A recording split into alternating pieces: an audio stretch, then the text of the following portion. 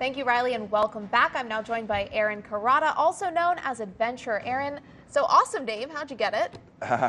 By the luck of draw. No, I was diagnosed with cancer in 2008 and set out to travel the world, and someone said, "You're Adventure Aaron," and it stuck, and the blog started.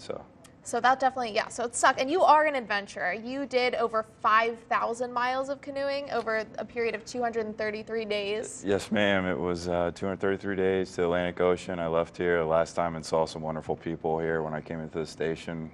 By luck of a gentleman at Wolf Park when I stayed there. Wolf Park or Warfield Park? Yeah, I love Warfield. Yeah, and Jeremy put us up, and then a guy by the name of Chuck, who is now my wingman. I just saw him and said hello to Chuck. But he gave me the keys, and I got to the station. This time I'm back and just passing through, and great to be back in Greenville. So yeah, where did you start on this big journey? And again, why did you make this trip? There's a lot of reasons. I started in Three Forks, Montana on June 30th of last year, and pressed all the way down the Missouri River into the Mississippi in St. Louis, and then continued down to the Gulf. And I announced here, I think, that I was going to the Gulf, but I may actually continue farther than that, and I ended up going farther than that and working my way the back door to the Gulf, which is where Iberville, who founded New Orleans, and his brother paddled through Lake Maurepas and Pocket Train.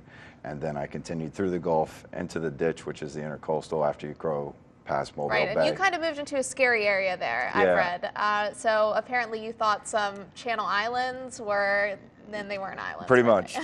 I had decided that I woke up that morning and it was stealth camping at Pascagoula on a Navy island. As we do. Yeah, totally. And I woke up and the seas were flat, and I texted a group of paddlers and advisory board watermen.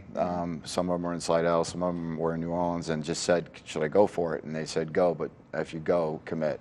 And so I went 7 miles offshore to the west end of Dauphin Island from Mobile Bay. Wow. Something that now I know you probably shouldn't do.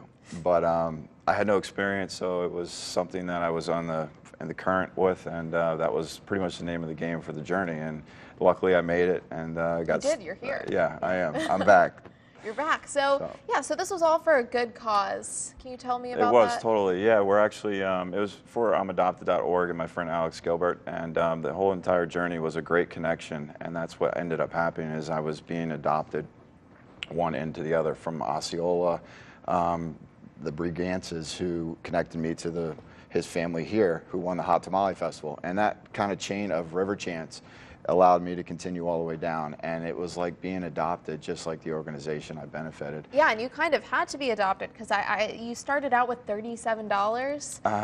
That was a story that came out in Canoe and Kayak magazine, and I had no idea that it was really that much of a focal point, but it was the truth. It was the real, and it was the grit of it, and luckily by that turn of a chain of events, we've now been granted a DVD, and I think it's coming out in this summer, and I'm on tour just filming for it and getting the remaining episodes and interviews done. So awesome. It's been crazy. So I mean, that's definitely a focal point. I feel like I spent more than $37 on my groceries yesterday. So you really did have to be adopted by these families to get by. So this DVD you have coming out, when do you think you're going to be completed with it? And are there going to be some scenes in Greenville, the Delta? There totally are. Yeah, there's a lot of amazing people here. The Hot Tamale Festival with the Brigantes family, and Chuck, my man, who picked us up at the Warfield Park with Jeremy. And it's stories like that. And it was one of the most amazing journeys. And this actually becomes on air in national TV. I can't say what channel yet, but it will be this summer. But people are allowed to go on adventureaaron.com and purchase it right now, and it will be shipped out next month. Well, that's awesome. That's great. Yeah. So what are your next steps? Are you still canoeing right now? I am. I'm actually, well, I have the canoe, and it's on top of a car this time, so I'm going upstream by car with the canoe. Okay. I think it's a little bit easier. From what I know of canoeing, I hear it's better to go downstream with the canoe, so it would be, pretty difficult. And so you broke a world, just before you have to wrap up, you broke a world record? I did, and the Guinness Book of World Records for longest solo journey had been debunked as I was going down, and so it reduced to 2,000 miles, and now the Guinness Book has actually asked me to submit the evidence, and I decided, based on all the paddlers that I've met, that I'm not going to go ahead and claim that, because I feel like there are a lot of other paddlers who have gone the distance, or there may be some who want to do it. My journey was about my journey. It wasn't about a record. And what it is now is about re-entering into life after 233 days and meeting the people who helped me do that. So that's my process, and it's not, I won't be taking that record, but Okay. I did break it. Well, that's good to know. It's a good thing to know yourself. But thank you for joining us this morning. Hey, thank you so much for having me. Yes, It's great to and be we back. wish you luck on all of your canoeing adventures. I'll keep you from here. posted on the next one. Now, coming up next, would you get arrested to ask someone to prom? Well, one kid did, sorta. But first, some birthdays.